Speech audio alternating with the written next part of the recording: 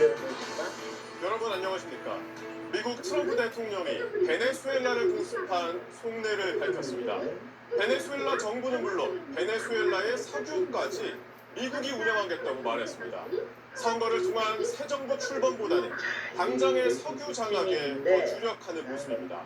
또 베네수엘라가 처신을 잘하지 않으면 2차 공격을 하겠다고 경고했습니다. 첫 소식은 워싱턴 김용태 특파원이 전하겠습니다.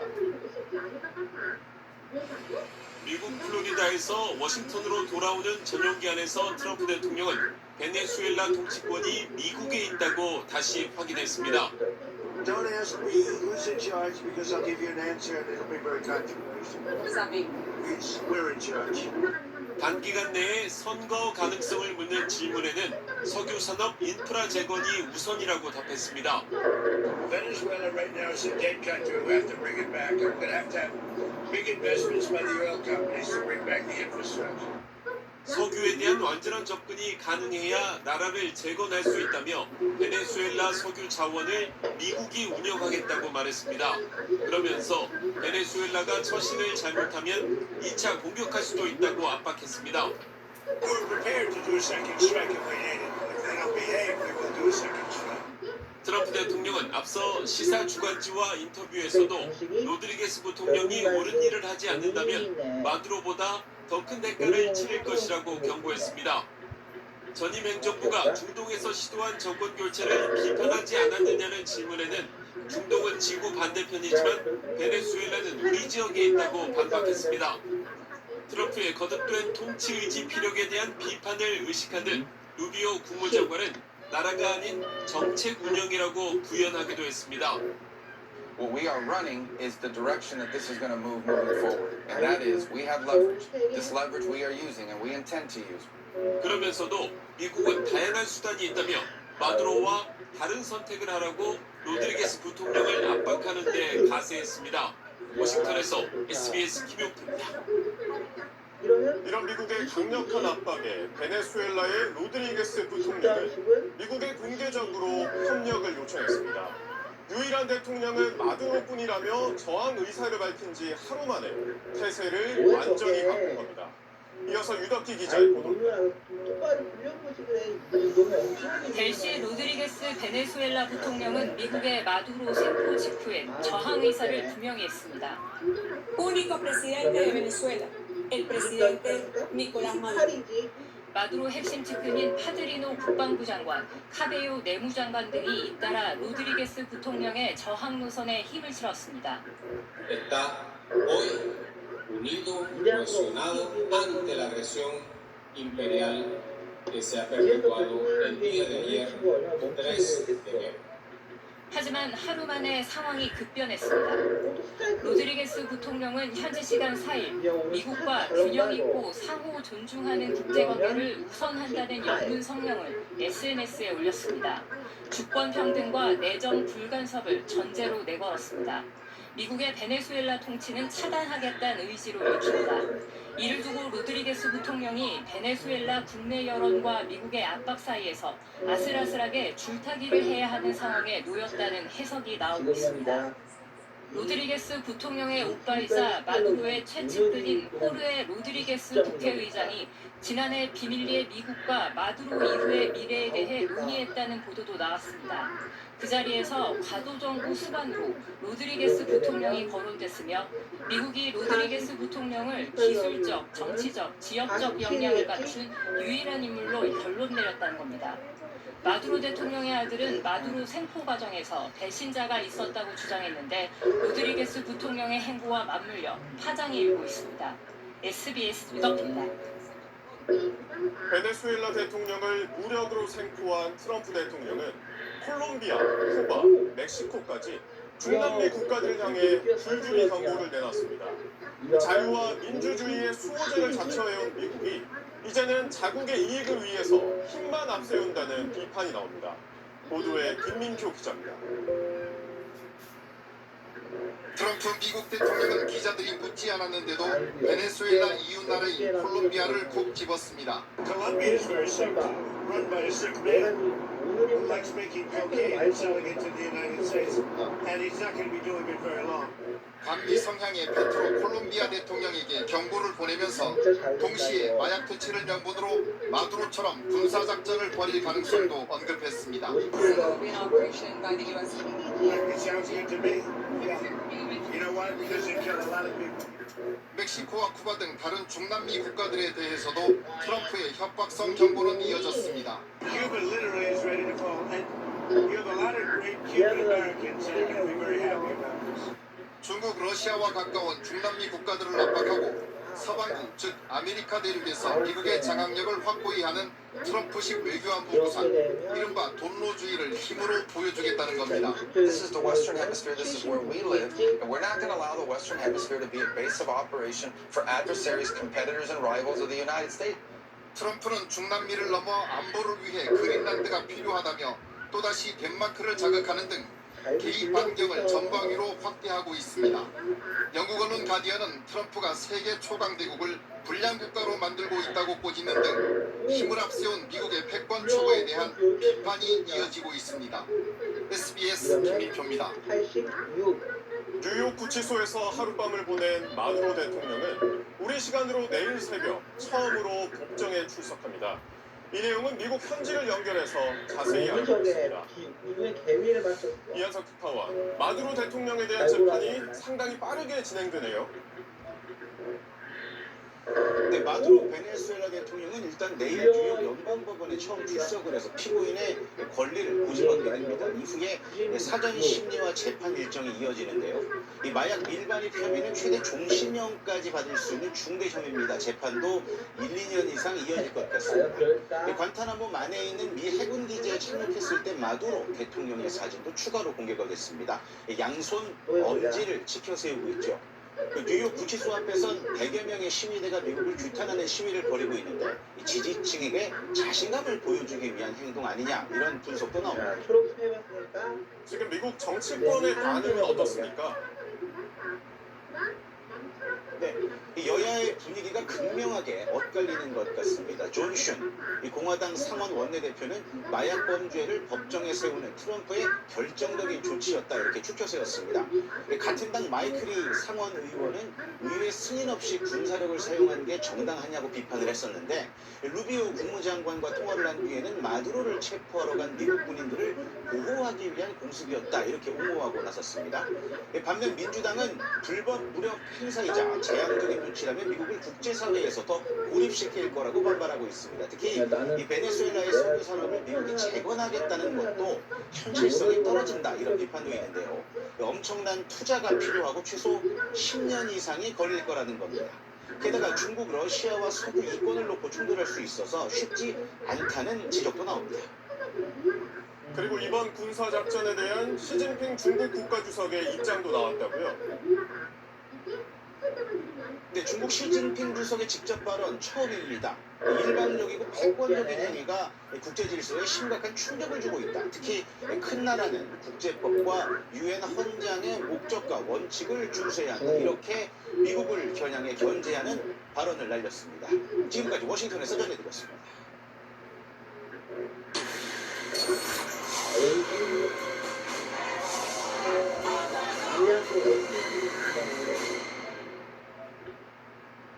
미국의 이번 군사작전이 국제법은 물론 미국 국내법까지 위반했다는 비판이 거세지고 있습니다. 유엔의 승인, 미국 의회의 동의 모두 거치지 않았기 때문입니다. 잠시 뒤 유엔 안전보장이사회는 이번 사태와 관련한 긴급 회의를 엽니다. 박상은 기자가 전하겠습니다. 항공기 150여 대가 동원된 새벽 기습 공격. 마코 루비오 미 국무장관은 의회 승인도 받지 않은 불법 공습이란 지적을 받자 이렇게 해명했습니다. It couldn't require congressional approval because this was not an invasion, this is not an extended military operation. This was a very precise operation that involved a couple of hours of action. 베네수엘라를 상대로 전쟁을 벌인 게 아니라 마약 매매 혐의로 미국 법을 위반한 범죄자를 체포했다는 주장입니다. 하지만 주권 국가인 베네수엘라의 영토 안에서 무력으로 국가 원수를 생포해 압송한 것은 유엔 헌장과 국제법에 어긋난다는 지적이 나옵니다. 유엔 헌장은 다른 나라의 영토 보전이나 정치적 독립에 반하는 무력 사용을 원칙적으로 금지하며 극히 제한적인 경우에만 예외를 인정하기 때문입니다. 미국은 1991년 1차 걸프전과 2001년 아프가니스탄 전쟁 때 의회 승인은 물론 자위권 행사에 대한 유엔 차원의 지지를 얻어 무력을 사용했습니다. 이번 베네수엘라 기습과 마두로 생포 작전은 이런 과정을 하나도 거치지 않았습니다. They went inside Venezuela, bombed civilian as well as military places, and it's a violation of the law to do what they did without getting the authorization of Congress. 앞선 과정에서 마두로의 눈과 귀를 가린 건 국제형사재판소가 규정한 전쟁 범죄에 해당할 가능성이 있고 마두로 사진을 SNS에 올려 조롱한 트럼프 행위는 구금된 사람에 대한 존엄성 침해와 모욕을 금지한 제네바 협약을 위반했다는 지적도 나옵니다. 유엔 안전보장이사회는 우리 시간 오늘 저녁 긴급 회의를 열고 이번 사태를 논의합니다. SBS 박상입니다. 전 세계 곳곳에선 미국을 규탄하는 시위가 이어졌습니다. 시위 참가자들은 이번 군사작전이 미국 제국주의의 침공이자 명백한 침략 행위라고 목소리를 높였습니다. 손윤환 기자의 보도입니다. 스페인 마드리드에 있는 미국 대사관앞 마두로 대통령 체포에 항의하는 시위대 수백 명이 한자리에 모였습니다. 마두로를 축출한 미국의 군사작전을 규탄하는 구호가 잇따라 터져나옵니다.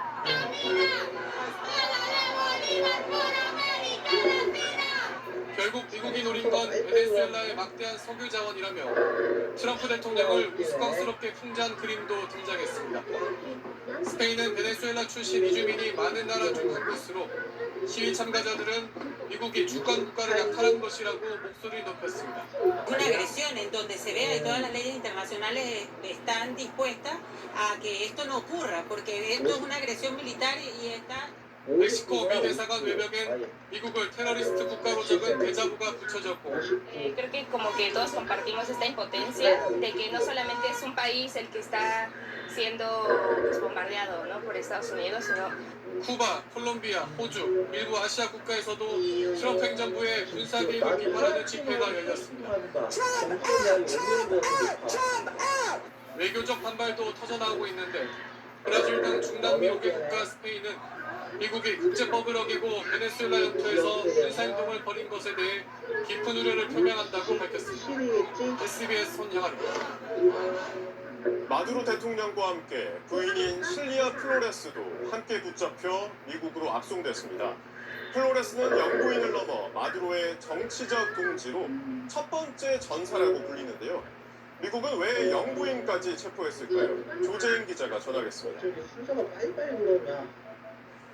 손이 결박된 채 미국으로 압송된 이 여성, 마두로 대통령의 부인 실리아 플로레스입니다. 베네수엘라를 반미사회주의 체제로 이끈 차베스 전 대통령이 앞서 1992년 쿠데타 실패로 수감됐을 때 담당 변호사가 되면서 차베스의 최측근이 됐습니다. 베네수엘라 최초 여성 국회의장을 지냈고 검찰총장도 역임했습니다.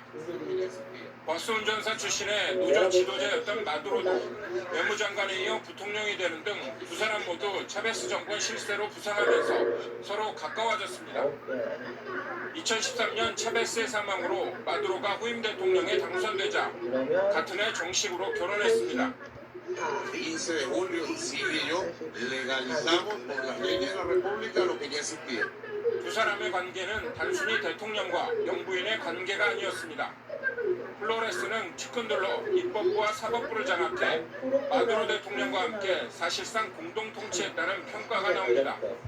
Y yo estaré junto a él, también junto a los trabajadores y trabajadoras. 마두로는 플로레스를 제1전사로 부르며 혁명 동지로서 존중했습니다. 하지만 2015년 친조카 등이 코카인 800kg을 미국으로 밀반입하려다 체포되면서 플로레스가 배우라는 진술이 나왔고 다른 부패 혐의도 제기됐습니다. 미 법무부는 플로레스를 마두로와 마찬가지로 마약 밀매와 연관된 혐의로 재판에 넘긴 상태입니다. SBS 조재행입니다. 트럼프 대통령은 베네수엘라 공습 직후 이런 말을 꺼냈습니다. You're sent savage and murderous gangs, including the bloodthirsty prison gang, Tren de Aragua, to terrorize American communities nationwide, and he did indeed. 군사작전의 명분으로 마두로 대통령이 미국 전역에 갱단을 들여보내 미국인을 위협했다는 점을 내세웠습니다. 과연 근거가 있는 말일까요? 팩트체크 사실은 이경환 기자입니다. 그러니까 트럼프 대통령 말은 마두로 정권이 미국에 마약만 판 게 아니라 흉악한 갱단을 미국 사회에 침투시켰다는 겁니다. 이번 군사 공격은 종합적으로 따져볼 때 미국 사회를 지키기 위한 자위권 행사였다는 논리입니다. 미 법무부가 공개한 마두로 대통령 기소장입니다. 트럼프 대통령이 콕 집어 언급한 갱단, 트란데 아라과 즉 TDA에 대한 설명이 있는데 자세히 읽어보시면 마두로가 TDA와 협력해 수톤에 달하는 코카인을 미국으로 유통했다고 적시되어 있습니다. 다만 TDA 조직을 미 전역에 보냈다거나 테러를 지시했다는 내용은 없습니다. 오히려 미 정보 당국의 판단은 정반대입니다. 미 국가정보국 산하 국가정보위원회가 지난해 낸 보고서입니다. TDA 조직이 워낙 분산돼 있다. 마두로 정권이 TDA의 미국 내 이동을 지휘, 통제하고 있는 건 아닌 것 같다고 결론냈습니다. 이 보고서 이후 마두로 정권 차원에서 미국에 갱단을 보냈다는 새로운 증거는 아직 나온 게 없습니다. This extremely successful operation should serve as warning to anyone who would threaten American sovereignty or endanger American lives. 마두로 독재 정권의 정당성이나 범죄 혐의와는 별개로 미국이 내세운 자위권 논리가 국제사회에서 얼마나 설득력을 얻을지는 미지수입니다. SBS 이영입니다. 올해 첫 거래일에 4,300을 돌파했던 코스피가 불과 하루 만에 4,400선마저 넘어서며 사상 최고치를 다시 갈아치웠습니다. 그동안 국제정세가 불안할 때면 국내 증시도 함께 요동쳤지만 이번 베네수엘라 사태의 영향은 크지 않을 거란 분석이 나옵니다. 이 내용은 박재현 기자가 취재했습니다. 코스피는 전거래일보다 1.77% 오른 4,385로 출발한 뒤 단숨에 4,400선을 돌파했습니다. 메모리 반도체 부족으로 가격이 오르면서 반도체 기업들 실적이 크게 좋아질 거란 예측이 힘을 받았습니다. 오는 목요일 실적 발표를 앞둔 삼성전자는 7% 넘게 오르며 13만 전자를 넘어섰고 SK 하이닉스는 장중 70만 원을 기록했습니다. 두 기업 시가총액은 각각 800조 원과 500조 원을 돌파했습니다. 외국인 투자자들이 2조 1천억 원어치 순매수하면서 코스피는 3.4% 오른 4,457.52로 하루 만에 다시 사상 최고치를 기록했습니다. 반도체 기업들의 이익이 수적직 툭툭 올라가고 있습니다. 지금 분위기상으로는 1분기의 고점도 전혀 이상하지 않다. 정부는 지난 주말부터 이어지고 있는 베네수엘라 사태가 우리 경제와 수출에 미치는 영향은 제한적일 걸로 분석했습니다.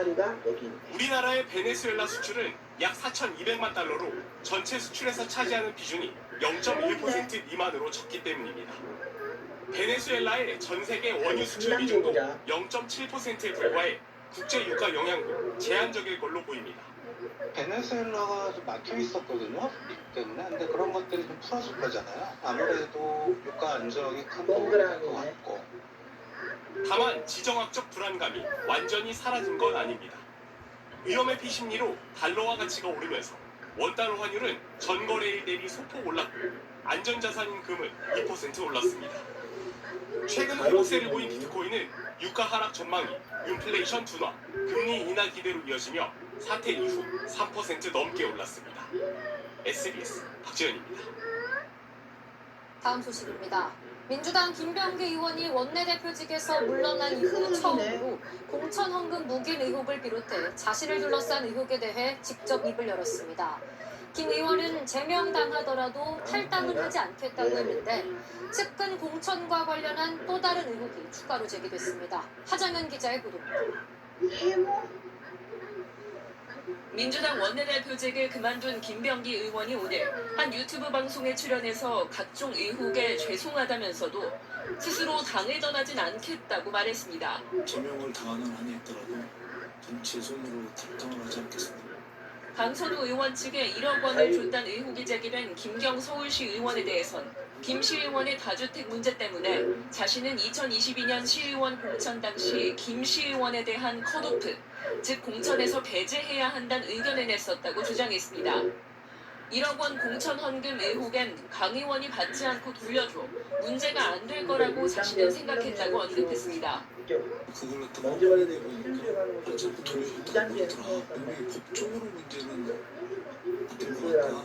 김 의원의 지역구인 동작구의 구 의원 공천과 관련한 추가 의혹도 제기됐습니다.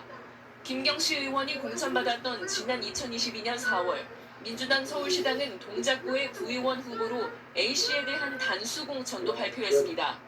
A씨는 당시 서울의 아파트 2채를 보유해 다주택자 공천 배제 원칙엔 맞지 않았는데 공천을 받은 사실이 뒤늦게 알려졌습니다.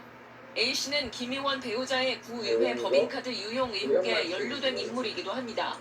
또 지난 2022년 민주당 동작구청장 후보로 공천을 받은 B씨가 앞서 2018년과 2019년에 각각 500만 원씩을 김 의원의 후원금으로 냈던 사실도 논란입니다. 김 의원은 2022년 당시 민주당 서울시당 공천관리위 간사였습니다. 이에 대해 김 의원 측은 당시 당에서 모두 조사에 문제가 없다는 판단에 공천된 걸로 알고 있다는 입장을 밝혔습니다. 민주당 윤리심판원은 김 의원을 둘러싼 각종 의혹과 관련해 오는 12일 회의를 열 예정인데 김 의원에 대한 대면 조사가 이뤄질 가능성도 있습니다. SBS 하정윤입니다. 민주당 김병기 의원이 자신의 배우자의 업무 추진비 사용 의혹 수사를 지휘하던 서울 동작경찰서장과 직접 통화했다는 새로운 증언이 나왔습니다. 경찰이 김 의원 배우자를 입건조차 하지 않고 무혐의 결정을 내렸던 만큼 수사 무마 의혹이 더 커지고 있습니다. 손기준 기자의 단독 보도입니다. 김병기 의원의 전직 보좌진 A씨는 재작년 여름 김 의원이 서울 동작경찰서장과 직접 통화했다고 SBS에 밝혔습니다. 당시 동작경찰서는 국민권익위원회가 수사 의뢰한 김 의원의 아내 이모 씨 관련 사건을 수사 중이었습니다. 김 의원 지역구인 동작구의회 당시 부의장 조모 씨의 법인카드를 이 씨가 식당 등에서 써 업무 추진비를 유용했다는 의혹입니다. A 씨는 김 의원과 동작서장 간 통화가 복수의 보좌진이 지켜보는 자리에서 이뤄졌다고 설명했습니다. A 씨는 김 의원이 확실히 서장이라고 언급한 것을 들었다며 해당 서장이 김 의원에게 크게 걱정하실 일이 있겠냐는 취지로 말한 걸로 기억한다고 주장했습니다. 앞서 경찰은 지난해 11월에도 김 의원이 당시 친윤계 핵심이던 국민의힘 B 의원에게 사건 무마를 청탁했다는 전 보좌진의 진술을 확보한 바 있습니다. 부탁을 받은 B 의원이 자신 앞에서 동작서장과 직접 통화했다고 김 의원이 당시 보좌진들에게 말했다는 겁니다. 당시 동작서장은 김 의원과 통화한 적 있느냐는 SBS 질문에 고발된 상황이라 입장을 내기가 곤란하다고 답했습니다. B 의원도 당시 동작서장과 통화를 한 기억이 없다며 의혹을 전면 부인했고 김병기 의원은 이렇게 말했습니다. 윤석열 정권의 가장 핵심한테 이걸 갖다가 부탁하면 일반적인 사측으로 볼 때 죽이라는 소리지 그게. 경찰은 재작년 8월 김 의원 배우자의 업무 추진비 유용 의혹 사건을 입건조차 하지 않고 혐의 없음으로 종결 처리했습니다. SBS 송유준입니다. 경찰이 민주당 김병기 의원 배우자 관련 의혹을 입건 없이 무혐의로 종결한 이유를 불입건 결정 통지서를 통해 확인할 수 있었습니다. 경찰은 CCTV 등 증거가 없다고 했는데 저희가 해당 식당을 직접 찾아가 보니 경찰이 다녀간 적은 없다고 답했습니다. 배성재 기자가 단독 취재했습니다. 재작년 8월 경찰이 김병기 의원 아내 이모 씨의 2022년 구의회 업무 추진비 유용 의혹에 대해 혐의가 없다며 내놓은 불입건 결정 통지서입니다. 경찰은 오래전 일로 식당의 CCTV 등이 확인되지 않는 점 등 국회의원 배우자가 법인카드를 사용했다는 증거 자료가 확인되지 않는다고 밝혔습니다.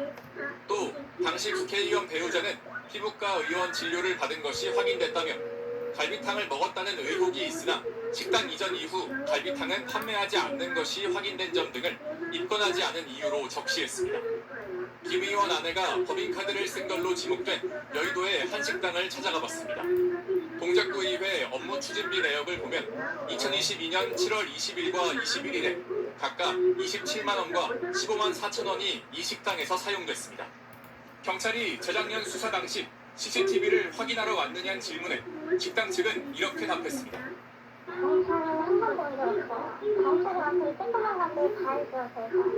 경찰의 불입건 결정 통지서엔 압수수색이나 통신 조회를 통한 위치 추적 등 강제 수사 흔적은 찾아볼 수 없습니다. 대신 의혹을 받는 당사자의 피부과 진료 알리바이와 함께 법인카드를 건넨 걸로 알려진 부의원의 진술과 정황만 담겨 있습니다. 김 의원이 직접 나선 수사 부마 의혹과 함께 당시 무혐의 결정에 문제점이 없었는지도 이번 경찰 수사로 밝혀져야 할 핵심 쟁점으로 떠올랐습니다. SBS 배성재입니다.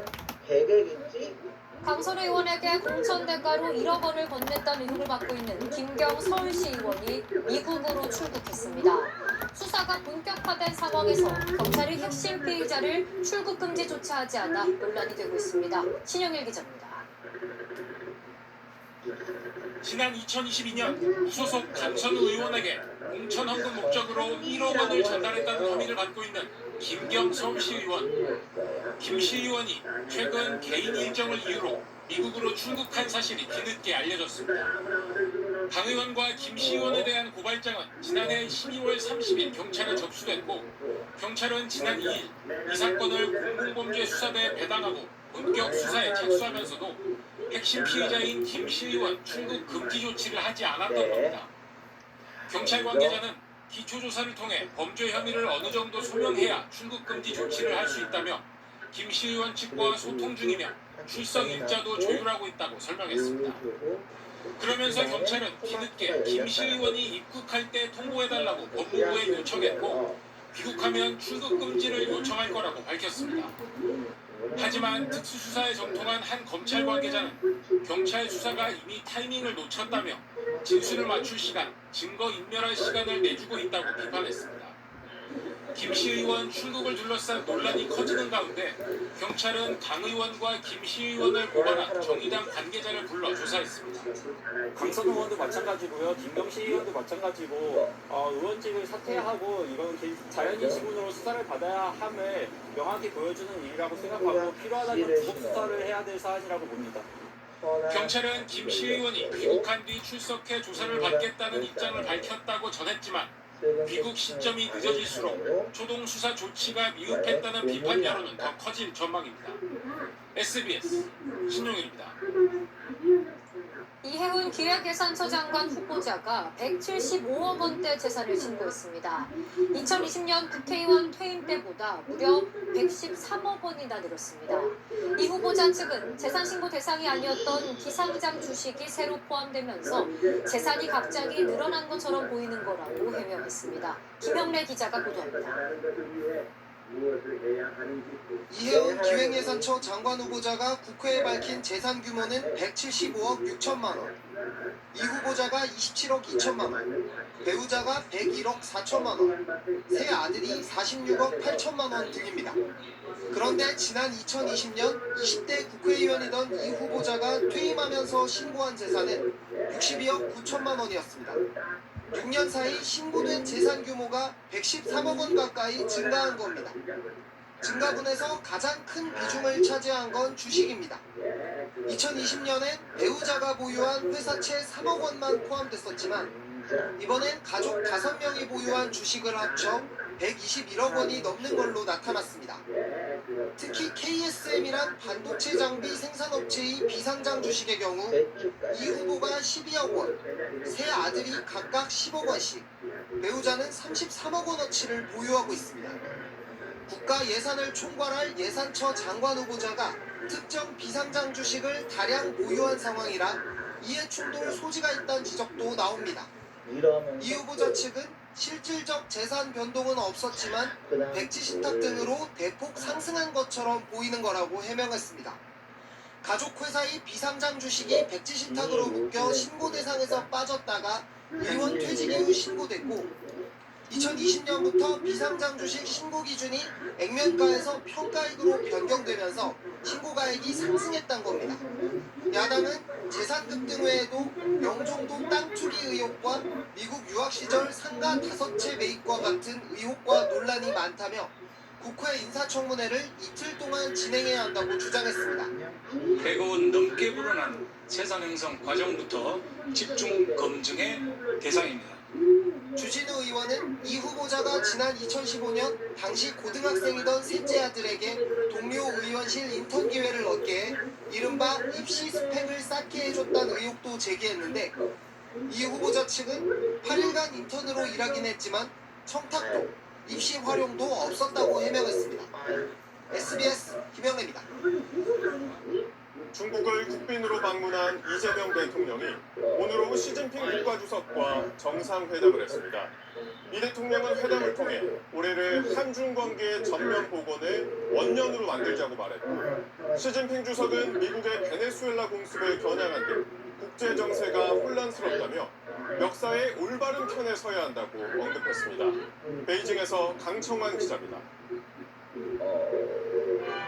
이재명 대통령과 시진핑 중국 국가주석이 한중 정상회담을 위해서 베이징 인민대회당에 함께 입장합니다. 지난 2017년 이후 처음 이뤄진 한국 정상의 국빈 방문을 기념하는 예포 21발이 천안문 광장에서 발사된 가운데 한중 양국 정상은 중국군 의장대를 사용했습니다. 꽃을 든 어린이들의 환대에 손을 들어 화답하기도 했습니다. 한국을 입은 김혜경 여사도 시 주석의 부인 황리위안 여사와 함께 환영식을 지켜봤습니다. 지난해 11월 경주 에이펙 이후 2달 만에 만난 두 정상은 한중 우호를 강조했습니다. 경주에서의 정상회담에 여운이 가시기도 전에 이렇게 빠르게 중국을 국빈 방문하게 돼서 진심으로 뜻깊게 생각합니다. 短短2个月，我们2次见面，实现互访，这体现了双方对中韩关系的高度重视。 이 대통령은 이번 회담이 두 정상 모두에게 올해 첫 정상외교라는 점을 강조하며 한중 관계 복원 의지를 강조했습니다. 이번 정상회담은 2026년을 한중 관계 전면 복원의 원년으로 만들 중요한 계기가 될 것입니다. 시 주석은 한중의 전략적 협력 동반자 관계를 발전시키자고 화답했는데 국제 정세가 혼란스럽고 양국이 지역 평화 수호에 막중한 책임을 지고 있다면서 이렇게 언급했습니다. 应当坚定站在历史正确一边，做出正确战略选择。 언급 대상을 특정하진 않았지만 마두로 베네수엘라 대통령 체포 등 최근 미국의 행보를 겨냥한 발언으로도 풀이됩니다. 이 밖에 정상회담에선 한중 양국 국민들의 민생 문제 해결과 한반도 문제 해결을 위한 협력 방안도 함께 논의된 것으로 알려졌습니다. 베이징에서 SBS 강청원입니다. 이번엔 베이징 현지를 연결해서 더 자세한 이야기 나눠보겠습니다. 강민우 기자, 회담은 마무리된 것 같은데 지금은 어떤 일정이 진행 중입니까? 네, 이재명 대통령은 시진핑 중국 국가주석과 약 1시간 반 동안 이어진 정상회담을 마무리하고 국빈 만찬에 들어갔습니다. 예정 시간보다 30분 더 진행된 겁니다. 만찬에 앞서 양국 정상들이 선물을 주고받는 교환식도 이뤄졌습니다. 시 주석에겐 기린도와 금박 용문 액자를, 황리위안 여사에겐 탐화 놀이개와 뷰티 디바이스, 그러니까 이제 미용기계 등이 선물로 전해졌습니다. 양국 간의 양해각서, MOU 체결식도 있었는데 총 14건이 체결됐고 기증증서 1건의 체결도 이뤄졌습니다. 디지털 기술 협력, 중소기업 혁신, 산업단지 협력 강화 등 기술 산업 분야에 대한 양해각서가 눈에 띄고요. 이 외에도 기후, 식품 안전, 지식재산권 보호 관련한 내용도 포함됐습니다. 우리나라 간송미술관이 지난 1933년 구입해 보관해오던 중국 청나라 석사자상 한 쌍을 중국에 기증해 돌려주는 기증증서에도 양국이 함께 서명했습니다. 오전엔 비즈니스 포럼도 있었네요.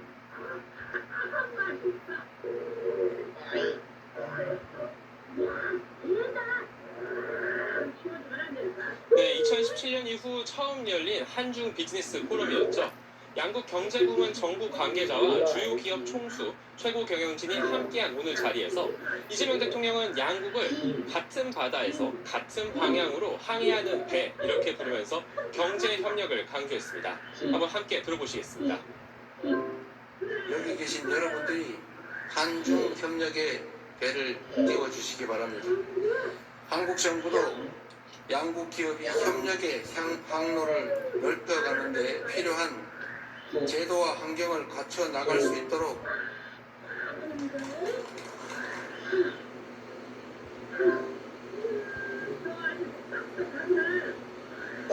대통령은 한중 양국이 함께 새롭게 개척할 협력 분야로 생활용품, 뷰티, 식품 등 소비재와 인공지능 그리고 문화 콘텐츠를 각각 꼽았습니다. 네, 그리고 앞서 리포트에서도 봤습니다만 시 주석이 국제 정세와 관련해 내놓은 발언이 눈에 띄네요. 네, 시진핑 주석은 공개된 모두 발언에서 국제 정세는 더욱 혼란스러워졌다며 역사의 올바른 편에 확고히 서야 한다 이렇게 말했죠.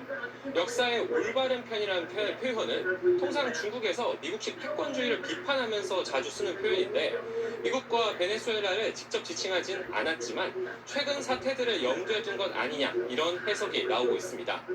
미성락 청와대 국가안보실장이 잠시 뒤 이곳 현지에서 회담 관련 브리핑을 진행할 것으로 보이는데요. 관련 소식 계속 취재해서 전해드리겠습니다. 지금까지 베이징에서 SBS 강윤우입니다. 세계 최대 가전정보기술 박람회 CES가 이틀 뒤 미국 라스베이거스에서 열립니다. 올해는 AI가 가전, 자동차 등과 결합하는 피지컬 AI가 가장 관심을 끄는데요. 삼성전자와 LG전자도 AI를 품은 다양한 제품을 선보입니다. 미국 현지에서 김혜민 기자가 취재했습니다. 냉장고 왼쪽 문 열어줘. 냉장고 문이 열리더니 과일을 인식해 이름과 유통기한을 저장하고 부족한 재료는 쇼핑 리스트에 담거나 주문할 수 있도록 도와줍니다. 구글의 최신 AI 모델인 제미나이가 탑재된 삼성전자의 냉장고입니다. Who's gonna win today? TV로 들어간 AI는 진행 중인 경기를 분석해 오늘 이길 가능성이 높은 팀을 알려주기까지 합니다. Our mission is clear. To be your companion to AI living. We will embed AI across every career and every product and every service. LG전자는 집안일을 직접 하는 홈 로봇 클로이드를 CES에서 공개합니다. 머리와 팔, 손가락까지 갖춘 사람 형태의 로봇이 냉장고에서 우유를 꺼내고 오븐에 빵을 넣으며 아침 식사를 준비합니다. 세탁기에서 빨래가 끝난 옷과 수건을 꺼내 한 장씩 가지런히 정리하기도 합니다. 궁극적으로 가사 해방을 목표로 잡은 삼성과 LG는 올해 CES에 AI로 집안일을 대체하는 신기술을 선보이며 글로벌 시장 선점에 나섭니다. CES 전야제로도 불리는 언베일드 행사도 열렸습니다. AI와 로봇, 스마트홈 등 첨단 기술을 적용한 신제품과 스타트업의 주력 제품이 집중적으로 소개됐습니다. 최첨단 기술이 집약된 로봇 청소기와 직접 체험해 볼 수 있는 국내 안마업체들 부스도 참가자들의 많은 관심을 받았습니다. 전 세계 160개국에서 4,300개 기업이 참가하는 이번 CES의 슬로건은 혁신가의 등장입니다. 무엇보다 AI 기술이 로봇과 같은 실체를 통해 구현되는 피지컬 AI가 화두입니다. 올해 CES는 미국 라스베가스에서 우리 시간 7일 화려한 개막식을 엽니다. 현지에서 SBS 김혜민입니다. 광주 남구의 한 어린이집 교사가 아동학대 혐의로 재판에 넘겨졌습니다.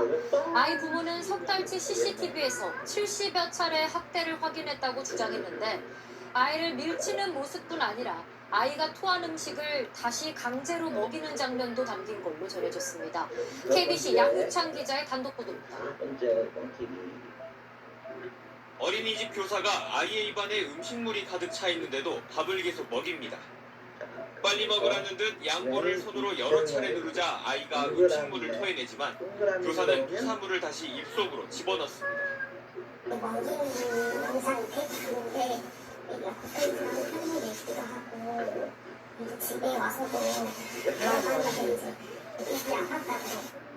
말을 듣지 않는다며 잡아당기고 밀치기까지도 했습니다. 4살 아이의 부모는 지난 2024년 12월부터 석 달 동안 CCTV를 통해 직접 확인한 학대 의심 행위만 71건에 달한다고 주장합니다. 사건 이후 아이는 정서적 불안 증세도 호소했습니다. 심리치료 소견에는 아이가 낯선 여자 성인과 둘이서 머무는 것을 힘들어해 지속적인 상담이 필요하다고 나왔습니다. 집에서 이제 잘 때나 새벽에는 안 보인다고 일어나고 그래서 해당 어린이집은 평소 잘 먹지 않은 아이를 신경 쓰다 보니 벌어진 일이며 아동학대는 아니라는 입장입니다. 학대 의심을 받고 있는 30대 어린이집 교사는 해당 사건 직후 계약 만료 형태로 어린이집을 그만둔 것으로 확인됐습니다. 경찰은 정서적 학대가 있었다고 보고 아동학대 혐의로 사건을 송치했고 검찰은 해당 교사를 지난달 재판에 넘겼습니다. KBC 양유창입니다. 69년간 150편이 넘는 영화에 출연하며 국민 배우로 불린 안성기 씨가 세상을 떠났습니다. 우리 영화사에 큰 발자취를 남긴 고인의 죽음을 애도하며 각계에서 추모의 뜻을 전하고 있습니다. 영화보다 더 영화 같았던 고인의 삶을 이주형 기자가 되돌아봤습니다. 사람 좋아 보이는 이 눈웃음을 우리는 더 이상 스크린에서 볼 수 없게 됐습니다. 배우보다는 영화배우라는 말이 더 잘 어울렸던 천생 영화배우 안성기 씨가 7년간의 혈액암 투병 끝에 오늘 오전 별세했습니다. 향년 74세입니다. 조용필, 이정재, 정우성 등 영화계와 연예계의 수많은 동료 선후배들이 조문했습니다. 영화계 또 별이 하나 떨어지는 친구이지만 영화계의 큰 별이잖아요. 60년 훨씬 넘게 영화를 살아낸 삶이었습니다. 5살 때 고 김지미 배우와 함께 황혼열차로 데뷔한 고인은 8살 때는 저 유명한 김기영 감독의 하녀에도 어린이 배우로 출연했습니다. 전성기였던 8, 90년대에는 영화 자체보다 더 유명한 영화 배우였습니다. 1980년 이장호 감독의 바람 불어 좋은 날에서 성인 배우로 발돋움한 뒤 고래사냥, 투캅스, 인정사정 볼 것 없다. 최초의 천만 영화 실미도. 너희의 생명과 안전을 보장할 어떤 장치도 없다. 그리고 라디오 스타 등 정확히 헤아릴 수 없지만 최소 150편 이상의 영화에서 천의 얼굴을 보여주며 국민 배우로 인정받았습니다. 안성기 씨는 큰 모델에 의하면 크로우즈하는 아주 좋은 배우, 영화 배우. 특히 고인은 87년 민주화 이후 실수와 만수, 성공시대, 개그맨 등 이른바 코리안 뉴웨이브를 이끈 새로운 흐름의 영화들에서 모두 주연을 맡았습니다. 거지부터 군인, 형사, 범죄자, 대통령까지 모두 소화 가능한 연기력이 있었기에 가능한 일이었습니다.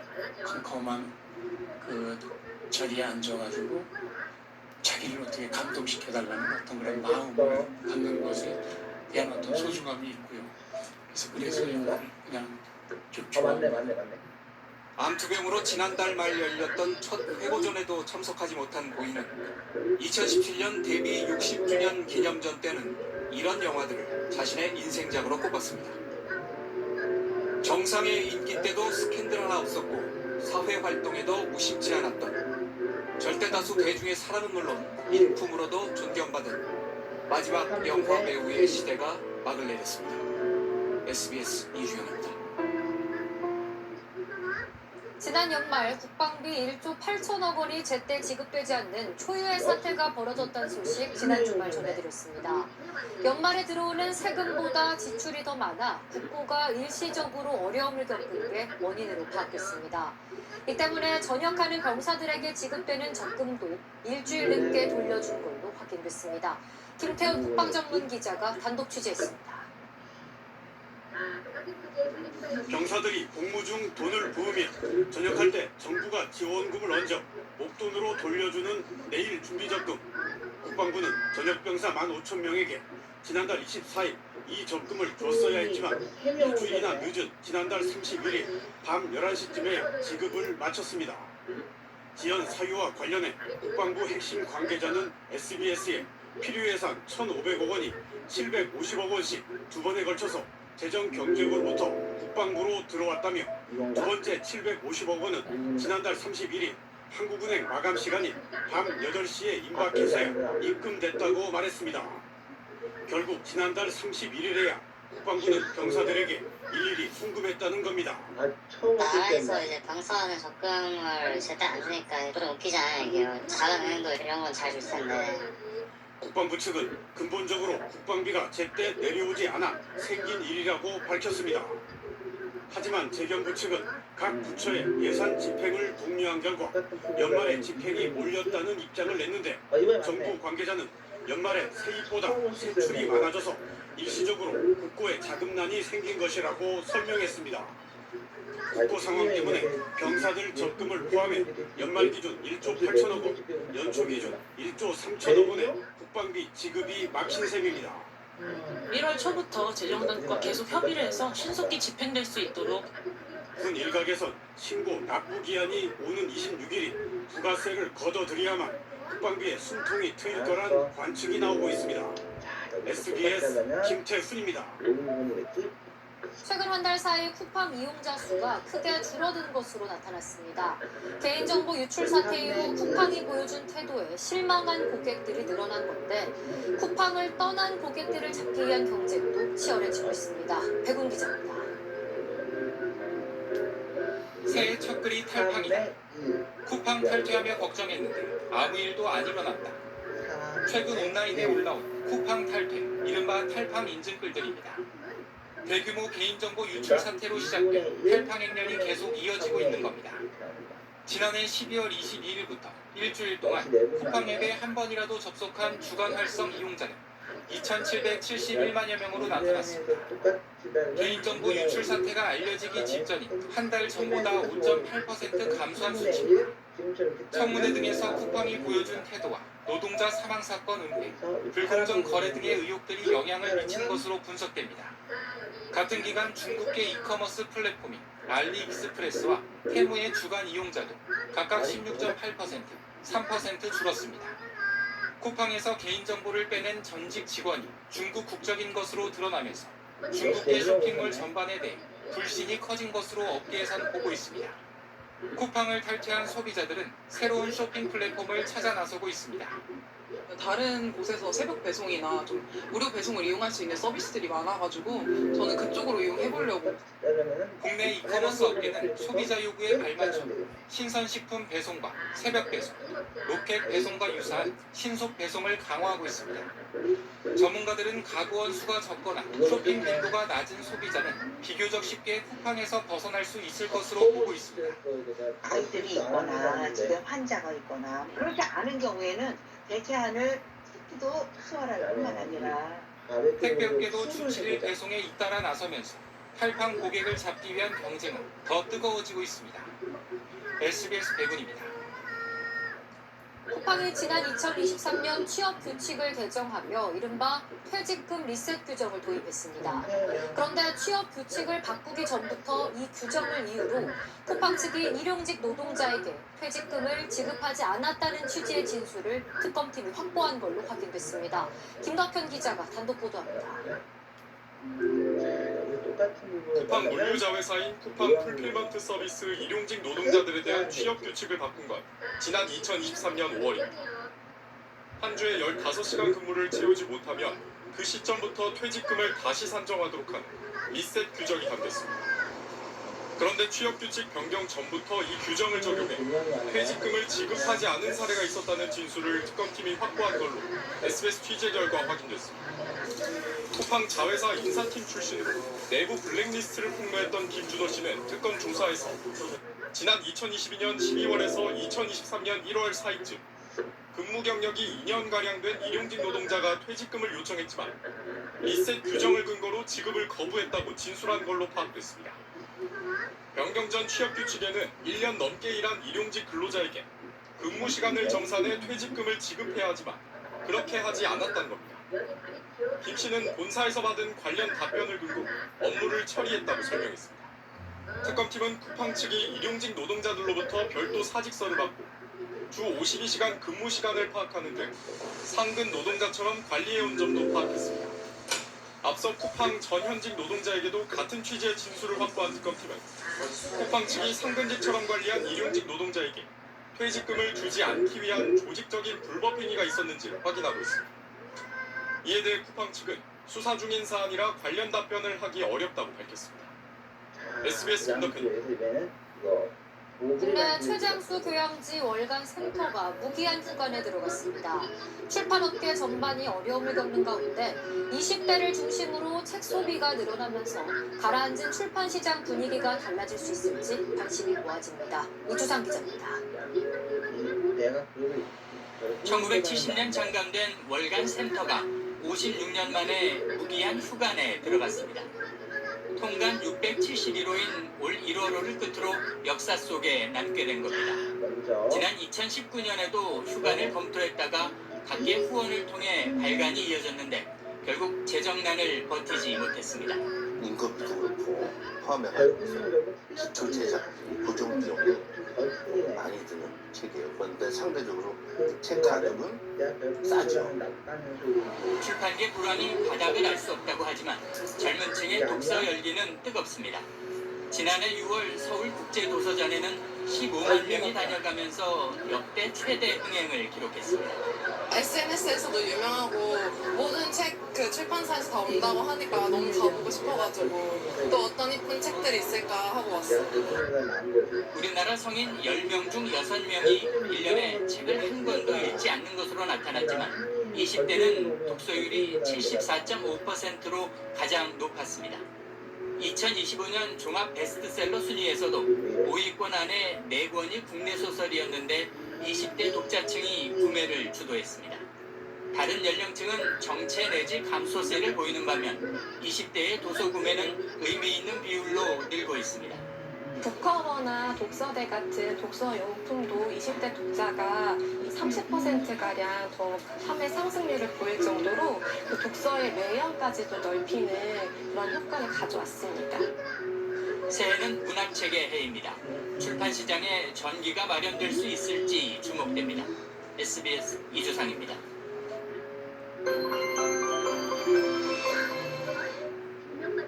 네, 1년 중 가장 춥다는 절기상 소하는 오늘 한파 수준의 큰 추위는 없었지만 찬바람에 공일 체감온도는 영하권에 머물렀는데요.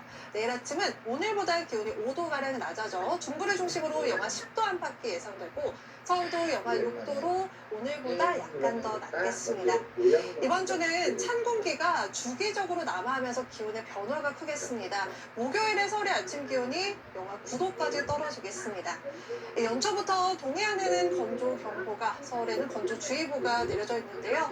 내일 오후부터 강원 산지와 동해안은 바람도 강하게 불어서 산불 사고 각별히 주의하셔야겠습니다. 내일은 하늘이 차차 흐려지겠고요. 경기 북동부와 강원 내륙과 산지, 제주에는 밤부터 비나 눈이 조금 오겠습니다. 금요일 밤에는 중부를 시작으로 토요일에 중부와 호남에 비나 눈 예보가 있습니다. 알겠습니다. 8시 뉴스 마칩니다. 시청해주신 여러분 고맙습니다.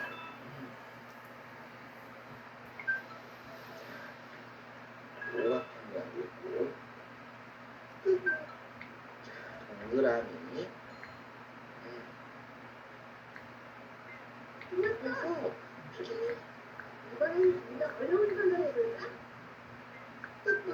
자, 이 모양을 보자면 이렇게 놓고 또 싹도 자른 다음에 그대로 맞지.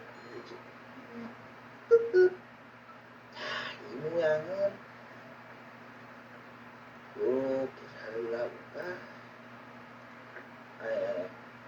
아니 그러면은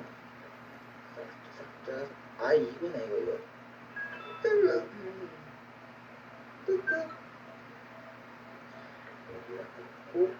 강철판을 단 3초 만에 뚫을 수 있습니다. 마치 젓가락으로 두부를 찌르는 것처럼 가볍고 편리함. 이거 같은 경우는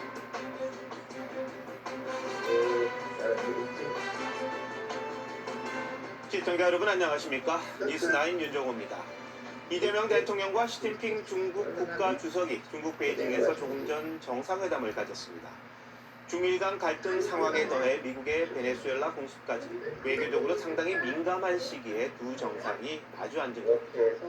특히 시 주석은 우리에게 선택을 요구하는 듯한 말을 했는데 미국과 일본을 의식한 걸로 보입니다. 이 대통령은 양국의 항일 투쟁 역사를 언급하며 공통점을 강조했습니다. 실용 외교가 성공할지 여부 좀 더 지켜봐야겠습니다. 첫 소식은 베이징에서 최지원 기자가 보도합니다. 양국 정상은 모두 2달 만에 다시 만났다는 점에 의미를 부여했습니다. 한중 관계의 미래에 대한 깊은 논의를 한 지가 이제 겨우 2달인데 아주 오랫동안 못 만난 분들을 만난 것처럼 참 반갑습니다. 作为朋友和邻居，中韩应该多走动，常来往，勤沟通。 한중 간 전략적 협력 동반자 관계를 공고히 하자는 데에도 뜻을 같이 했습니다. 민감한 발언도 나왔습니다. 시 주석이 미중 패권 경쟁과 중일 갈등 상황을 겨냥한 듯 한국의 입장을 분명히 해야 한다는 취지로 말한 겁니다. 应当坚定站在历史正确一边，做出正确战略选择。 한중 간 안정적인 관계 발전이 시대 흐름에 부합하는 선택이라고 했던 두 달 전 에이펙 정상회의 때보다 요구 수위가 더 강해진 거란 해석이 나왔습니다. 이 대통령은 양국이 일본의 국권을 뺏겼을 때 공동 대응했다는 공통점이 있다고 화답했습니다. 지난 수천 년간 한중 양국은 이웃 국가로서 우호적인 관계를 맺어왔고 국권이 피탈되었던 시기에는 국권 회복을 위해 서로 손을 잡고 함께 싸웠던 관계입니다. 회담은 비공개까지 모두 1시간 반가량 진행됐습니다.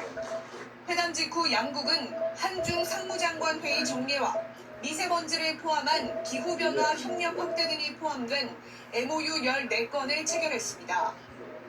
이 대통령은 오늘 하루 한중 간 차이를 인정하면서도 협력할 건 협력해야 한다는 실사고시 정신을 강조했습니다.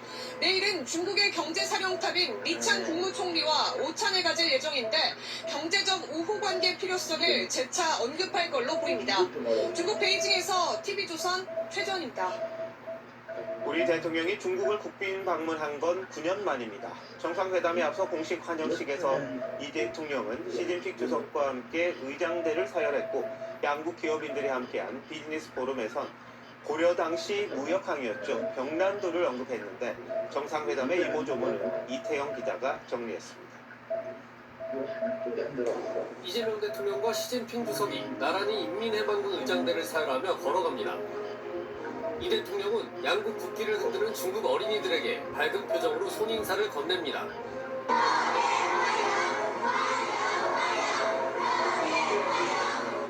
공식 환영식 직후에 선물도 교환했습니다. 이 대통령은 시 주석에게 성군이 나타날 때 등장한다는 중국의 전설 속 동물 기린 그림을 건네며 예우를 표했습니다. 9년 만에 열린 한중 비즈니스 포럼에서 이 대통령은 3천억 불의 정체된 교역의 벽을 깨자며 병란도 정신을 강조했습니다. 송나라와 고려 간 외교적 긴장과 갈등이 있던 시기에도 병란도를 통한 교역은 중단되지 않았다는 겁니다. 오늘날 우리가 다시 주목해야 할 지점도 바로 이 병란도 정신이라 하겠습니다.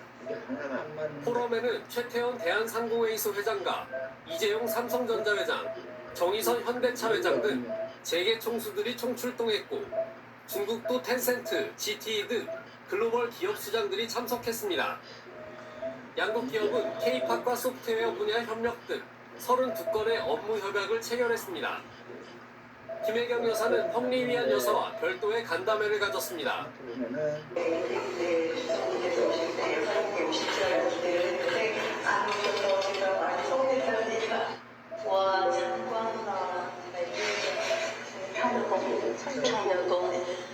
晚上呢，我还去逛了那个繁华的大东门、东大门市场。 김 여사는 또 한중 민간 가교 역할을 해온 중국 측 여성 인사들을 초청해 설맞이 떡만둣국을 대접하기도 했습니다. TV조선 이태형입니다. 끝도 없이 나오는 이해운 기획예산처 장관 후보자 관련 의혹 보도로 이어갑니다. 이 후보자의 인사청문 요청서가 오늘 국회로 넘어왔는데 새 아들의 재산 형성 과정에 부모 찬스가 있었다는 의혹이 제기됐습니다. 셋째 아들이 사회복무요원으로 근무할 때는 모자진을 통해 수박을 근무지에 배달했다는 증언까지 나왔는데 어디까지 의혹이 계속될는지 참 답답하기도 합니다. 정민진 기자의 단독 보도입니다. 오래된 주택들이 좁은 골목을 따라 늘어서 있습니다. 이혜훈 후보자 둘째 아들은 지난해 5월 서울 동대문의 재개발구역 주택과 땅을 증여받았습니다. 이 후보자의 시어머니인 이모 씨가 2017년 매입한 뒤 실거주하지 않고 8년 만에 물려준 겁니다. 32평을 받을 수 있을 것 같은데요. 조합 분양가가 지금 만약에 하게 되면은 11억 사이면 끝나면 5억 원은 버는 거죠. 이 후보자는 앞서 2020년 동대문 을로 지역구를 옮긴 뒤 해당 주택이 포함된 전몽동 일대 재개발 추진에 역량을 쏟겠다고 공약했습니다. 자기 지역구 내에 재개발 사업이 어디가 가장 잘 추진되고 있는지 누구보다 정확하게 알 수 있기 때문에 실거주 목적이 아닌 주택을 보유하는 것은 그 자체로 문제가 크다고. 20, 30대인 이 후보자의 세 아들 모두 10억 원대 자산가로 드러났는데 장남과 차남은 5년 전 친할머니로부터 서울 마포의 상가를 넘겨받기도 했습니다. 보좌진 사적 신분 의혹도 추가로 나왔습니다. 한 전직 보좌진은 TV조선에 삼남이 사회복무요원으로 근무하던 곳에 보좌진을 시켜 수박을 2차례 배달한 적도 있다고 했습니다. 국민의힘 주진 의원은 삼남의 자기소개서 초안을 공개하며 동료 국회의원실에서 인턴을 하고 대입에 활용했다는 의혹을 제기했습니다. 이 후보자 측은 인턴을 청탁하거나 대입에 활용하지 않았다고 했고 다른 의혹들에 대해선 청문회에서 소명하겠다고 했습니다. TV조선 정민진입니다. 이혜훈 후보자가 국회에 신고한 본인과 가족 명의 재산은 175억 원을 넘습니다.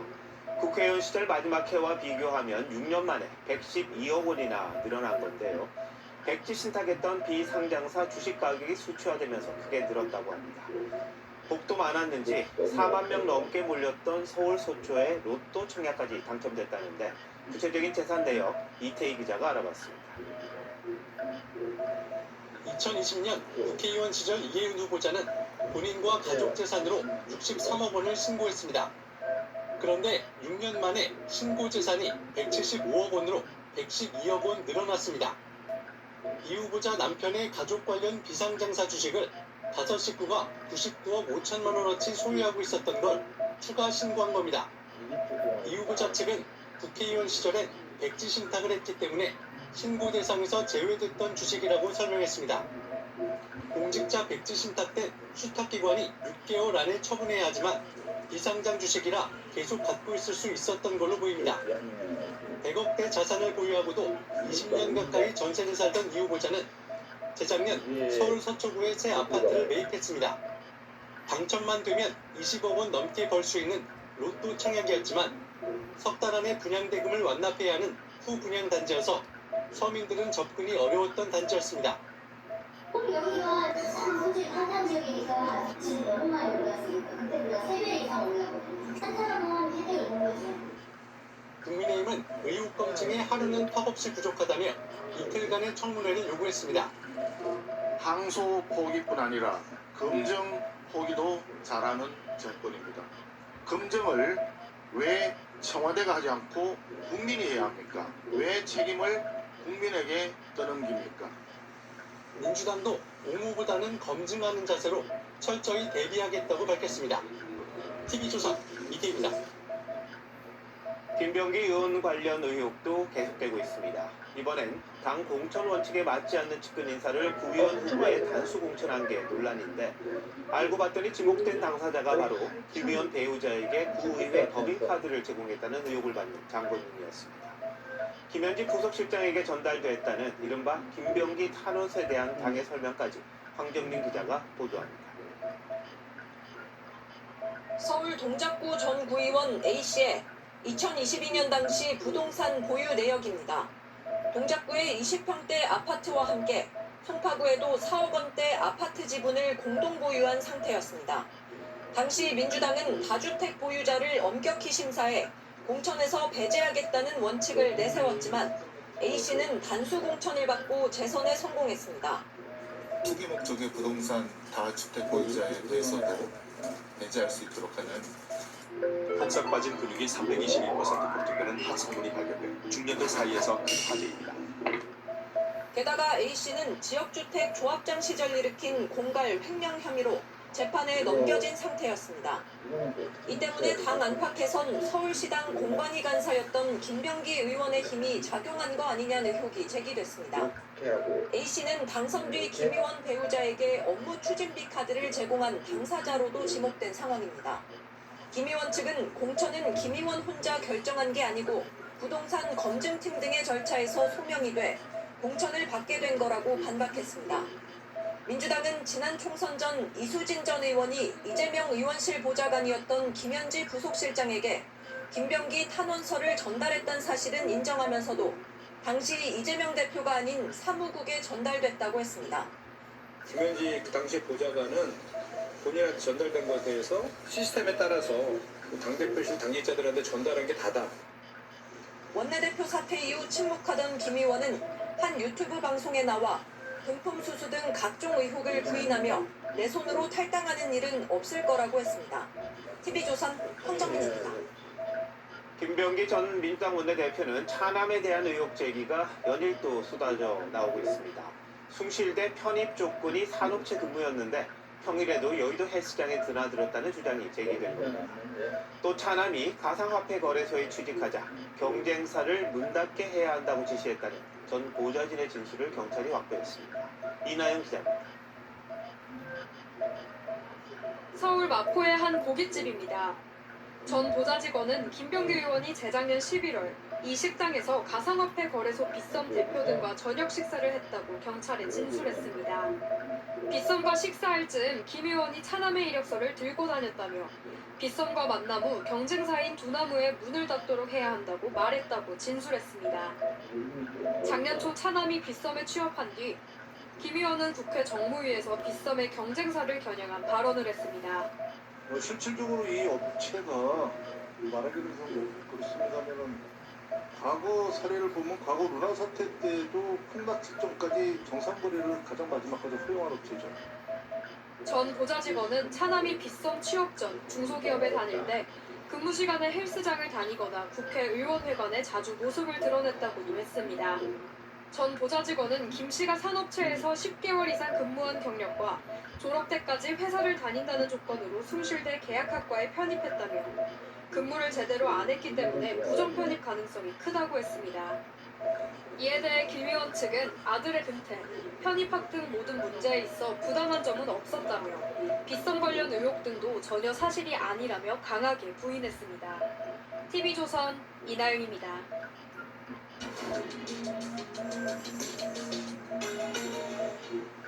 갑질 논란에서 시작된 이혜원 후보자 관련 의혹이 눈덩이처럼 늘어나면서 연초부터 예측하기 어려운 전국이 펼쳐지고 있습니다. 여권은 여기에 공천 헌금 의혹까지 벌집을 쑤신 듯하지만 야당은 내부 갈등으로 시간만 보내고 있습니다. 정치부 김아린 기자와 뉴스더에서 새 정국이 어떻게 흘러갈지 더 전망해 보도록 하겠습니다. 김 기자, 오늘 인사청문 요구서가 넘어왔잖아요. 그러면 일단 청문회를 하겠다 이런 것 같은데 여권 기류는 어떻습니까? 지명 당일 전문성 있는 탕평 인사라고 평가했던 것과는 확실히 분위기가 달라졌습니다.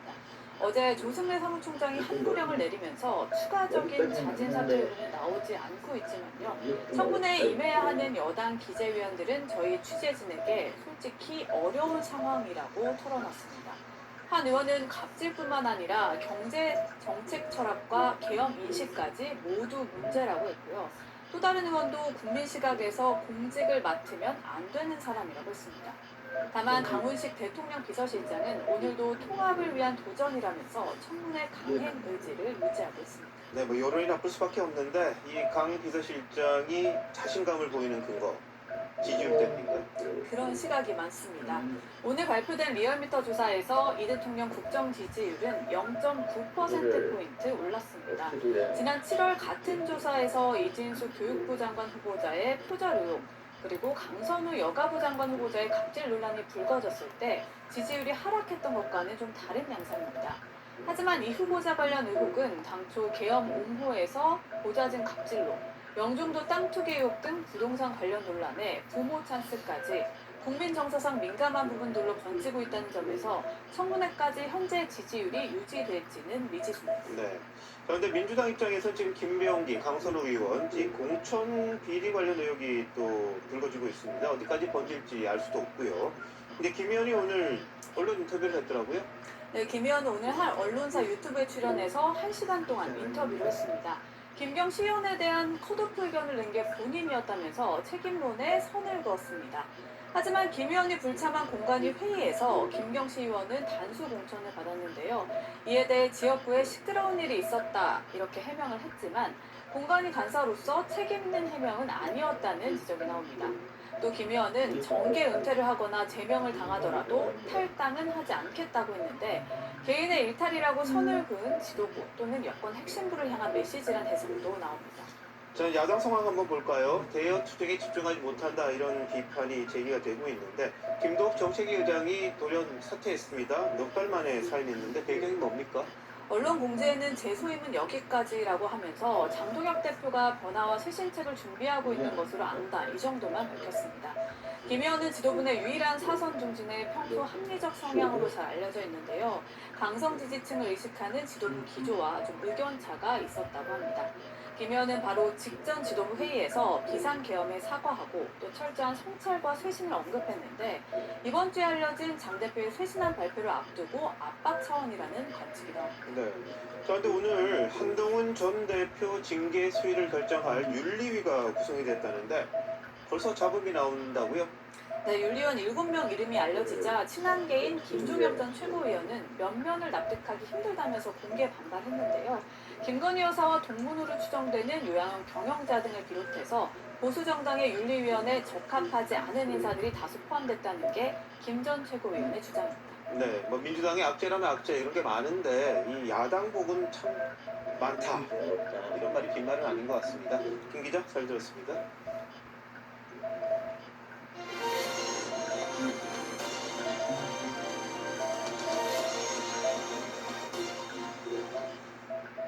베네수엘라 마두로 대통령 재판이 5시간 뒤면 미국 법정에서 열릴 예정인데 이 권한대행을 맡고 있는 부통령이 트럼프 미국 대통령에게 백기투항했습니다. 어제만 해도 마두로 무력 축출에 맞서 항전 의지를 밝혔지만 트럼프 대통령의 2차 공격 압박을 받자마자 180도 입장을 바꿨습니다. 임서희 기자가 보도합니다. 트럼프 대통령이 베네수엘라의 국정을 책임지는 건 미국이라면서 석유회사를 통해 국가를 재건해야 한다고 말했습니다. 그러면서 베네수엘라가 협조하지 않으면 추가 공격이 있을 것이라고 으름장을 놨습니다.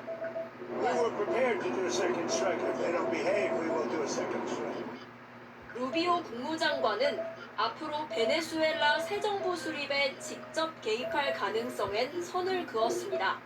What we are running is the direction that this is going to move moving forward.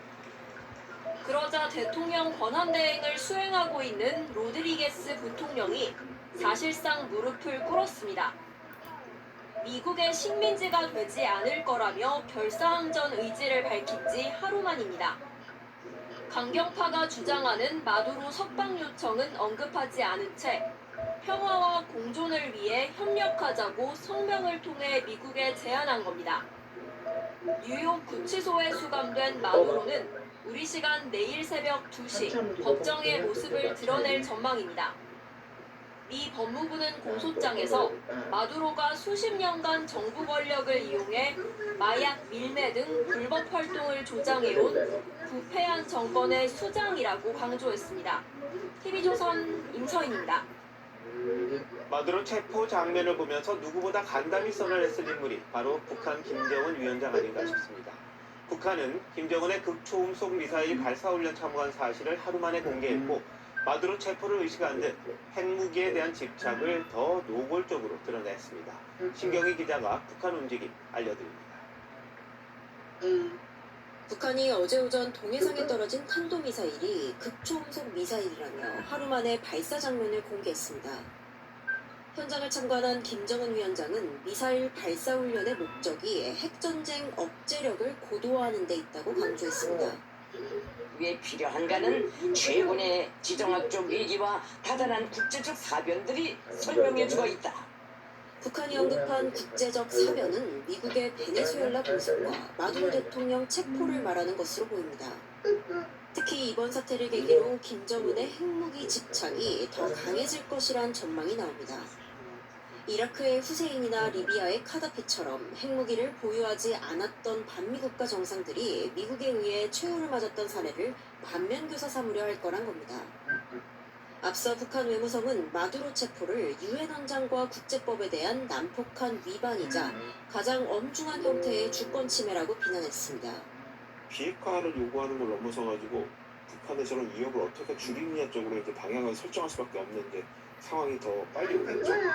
다만 긴장감이 높아진 김정은이 트럼프 대통령의 대화 제의를 수용할 가능성이 높아졌다는 분석도 있습니다. TV조선 신경입니다. 축하합니다. 최저가에 당첨되셨습니다. 기침 가래 더 이상 참지 마세요. 베네수엘라에 대규모 군사작전을 펼친 미국은 마약과 테러 근절이란 명분을 내세웠지만 표면적인 이유에 불구하다는 분석이 나옵니다. 패권 국가 미국의 속내가 뭔지 황병준 기자와 따져보도록 하겠습니다. 자, 황 기자. 실제 목적이 중국 견제다 이런 말이 나옵니다. 근데 중국과 베네수엘라가 어떤 관계길래 이런 말까지 나오는 겁니까? 네, 미국과 세계 패권 경쟁을 벌이는 중국, 미국의 턱 밑인 중남미까지 영향력을 확대하는 전략을 취해왔습니다. 베네수엘라는 교두보였습니다. 중국이 지배력을 강화하고 거점으로 삼아서 주변 중남미 국가의 반미 연대를 구축하려 한 겁니다. 마두로 대통령은 집권 뒤 여러 차례 중국을 방문해 시진핑 국가주석과 회담을 했고 2023년에 중국과의 관계를 전천후 전략적 동반자 관계로 격상할 정도로 중국을 중시해왔습니다. 그야말로 핵심 동맹이다 이렇게 볼 수 있을 것 같은데요. 양국이 어떤 이해관계가 맞아떨어졌길래 이런 가까운 관계를 가진 겁니까? 네, 베네수엘라는 막대한 자금을, 중국은 값싼 원유를 얻는다는 이점이 있었습니다. 베네수엘라는 세계 1위 원유 보유국이죠. 중국은 2007년 이후 베네수엘라에 670억 달러, 우리 돈 97조 원 규모의 인프라 투자를 했습니다. 베네수엘라는 이 투자금을 석유로 갚아왔습니다. 미국의 경제 제재로 수출길이 막혀 생산량은 미미한 수준이지만 이 생산량의 80%가 중국으로 향합니다. 결국 미국이 중국의 에너지 목줄을 쟀다 이렇게 볼 수 있는 겁니까? 네, 중국은 베네수엘라산 원유 수입이 끊기면 더 비싼 대체 원유를 수입해야 하는 부담을 떠안아야 합니다. 뿐만 아니라 중남미에서의 인도 1대1로 확장 정책에도 제동이 걸릴 수밖에 없죠. 베네수엘라라는 고리를 흔들어서 중국의 중남미 네트워크 전체에 균열을 내려는 게 미국의 전략이라는 분석입니다. 중남미 33개국 중에 22개국이 1대1로 회원국들이에요. 자본 투자 또는 인프라 투자 이런 데가 직간접적으로 다 연결돼 있죠. 가장 큰 비중을 차지하는 국가가 베네수엘라예요. 특히 추 샤오치 중국 중남미 특사가 베네수엘라를 방문한 시점에 이번 대규모 공습이 이루어진 점을 두고도 중국에 대한 경고 메시지 성격이 강하다는 해석이 나옵니다. 그렇다면 중국이 이번 베네수엘라 사태에 어떻게 대응할지 그것도 궁금합니다. 네, 중국 외교부, 미국이 마두로 대통령 부부를 체포하고 출국한 건 심각한 우려를 표할 일이다 이렇게 입장문을 냈고요. 왕이 외교부장도 어느 한 국가가 국제경찰 역할을 할 수는 없다고 생각한다라고 비판했습니다. 하지만 전문가들 사이에선 중국이 결국엔 관망 전략을 택할 거라는 분석이 많습니다. 베네수엘라의 차기 권력 구도와 미국의 통치 개입 수준 등 불확실성이 크기 때문에 섣불리 움직일 경우 리스크가 더 크다는 겁니다. 미국과의 갈등을 지속하는 것이 좋지 않다는 걸 잘 알고 있기 때문에 상황을 더 악화시키지 않는 범위 내에서 대미 관계를 관리하려고 미중 패권 경쟁의 한 단면을 여실히 보여주는 것 같은데요. 우리나라도 미국과 중국 가운데 끼어 있다 이렇게 볼 수 있으니까 우리도 참 현명하게 대처를 해야겠군요. 황 기자 잘 들었습니다.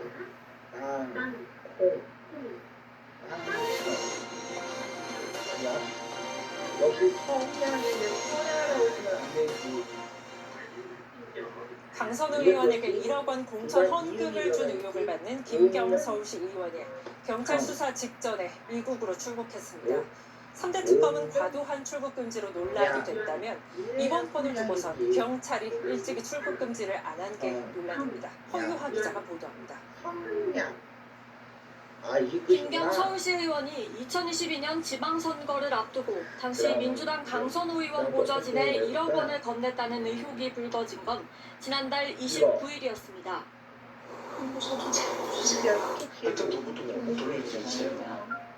녹취 공개 다음 날인 지난달 30일 김병기 강선우 의원과 김경 시의원은 경찰에 고발됐습니다. 하루 뒤 김경 시의원은 자녀가 있는 미국으로 출국했습니다. 경찰 관계자는 법무부에 입국 시 통보 조치를 요청해둔 상태라며 김경 시의원이 귀국하는 대로 출국 금지도 요청할 방침이라고 했습니다. 법조계에선 경찰의 수사 의지를 의심하는 목소리가 나옵니다. 돈 준 사람에 대해 신속하게 진정을 확보하는 게 필요한데 그런 부분을 좀 놓친다 싶다. 강선우 의원과 김경시 의원을 공직선거법 위반 혐의로 고발한 이상욱 정의당 강서구 위원장은 경찰 출석에 앞서 구속 수사를 촉구했습니다. 의원직을 사퇴하고 이건 자연인 신분으로 수사를 받아야 필요하다면 구속 수사를 해야 될 사안이라고 봅니다.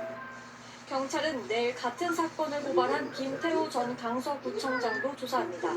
TV조선 허유입니다.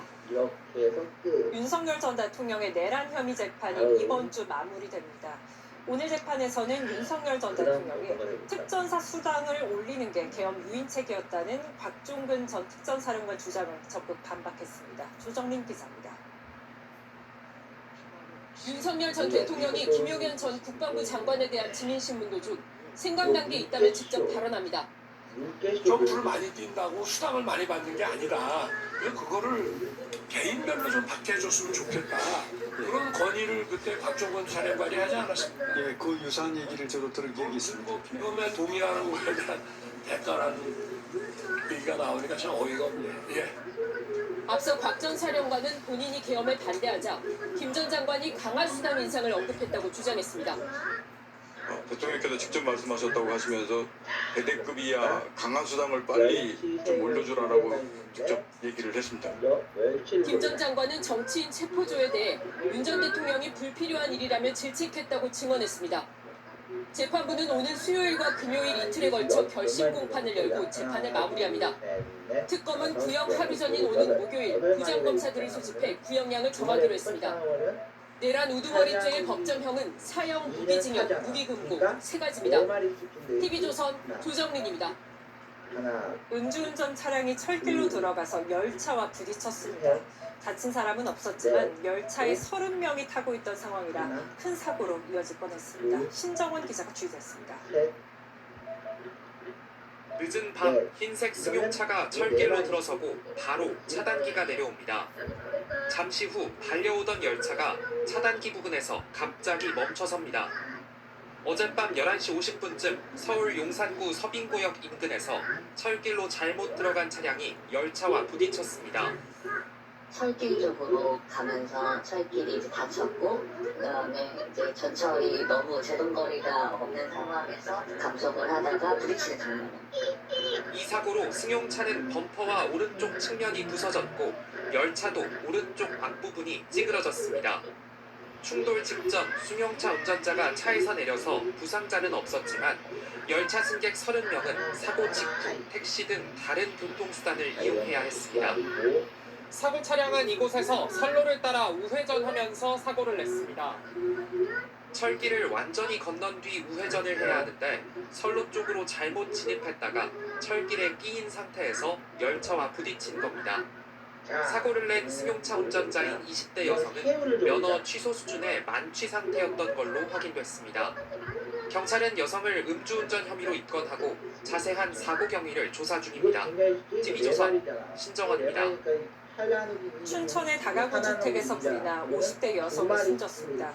함께 있던 60대 남성은 혼자서 탈출했는데 탈출 이후 집안에 사람이 있다는 사실은 알리지 않았습니다. 이승훈 기자입니다. 창밖으로 희뿌연 연기가 뿜어져 나옵니다.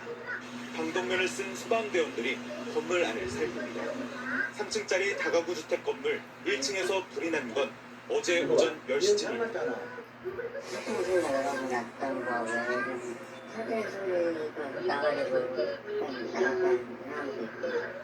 소방당국은 1시간여 만에 불을 껐습니다. 경찰 통제선 안쪽은 잿더미로 변했고 밖에는 불탄 가재도구가 가득합니다. 화재가 시작된 1층 방 안에서는 불에 탄 60대 여성의 시신이 발견됐는데 입주민이 아니었습니다.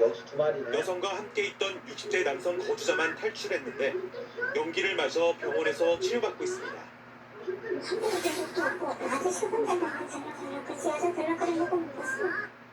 그런데 남성은 탈출 이후 안에 사람이 있다는 얘기를 하지 않았습니다. 자력 탈출 수상이라고 나오고 다른 사람이 구해달라고 이런 요청은 그런 내용은 없거든요.